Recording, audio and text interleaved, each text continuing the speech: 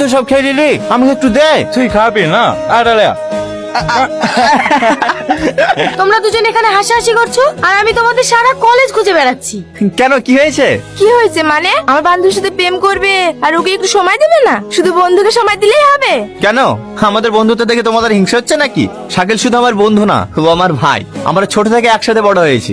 আরে হ্যাঁ রে বাবা, আমি সব জানি, আর নতুন করে বলতে হবে না। কাল আমার বার্থডে, মনে আছে তো? আরে কি যে বলো না তুমি, তোমার বার্থডে আমার মনে থাকবে না? ঠিক আছে, কাল তোমরা দুজন অবশ্যই চলে আসবে। আর শাকিল তুমিও কিন্তু ভুলে যেও না যেন। কি ব্যাপার, ওকে ওইভাবে বলার কি আছে? যাবো তো। আরে আমি জানি শাকিল গেলেই তুমি যাবে, ও না গেলে তুমি যাবে না। সে আমি তোমার যতই গার্লফ্রেন্ড হই না কেন। আরে ও নিয়ে তুমি চিন্তা করো না, আমিও যাবো, তো নিয়ে যাবে। আচ্ছা ঠিক আছে, সময় করে পৌঁছে যেও। এই চল। হ্যালো।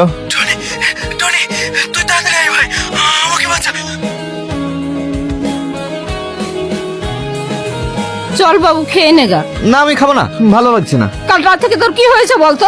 যখনই খেতে বলছিস তখনই খাবো না বলছিস। আমার কিছু হয়নি, আমি এমনি খাবো না। তুই মায়ের চোখে ফাঁকি দিবি? তোর তো কিছু না কিছু হয়েছেই। তুমিও না। ঠিক আছে ঠিক আছে, চলো খাবার রেডি করে খাচ্ছি। যে নম্বরে আপনি কল করছেন সেটি এখন সুইচ অফ আছে। অনুগ্রহ করে এই বাবু, খাবার রেখে চলে যাচ্ছিস যে? আমি এখন আসি মা।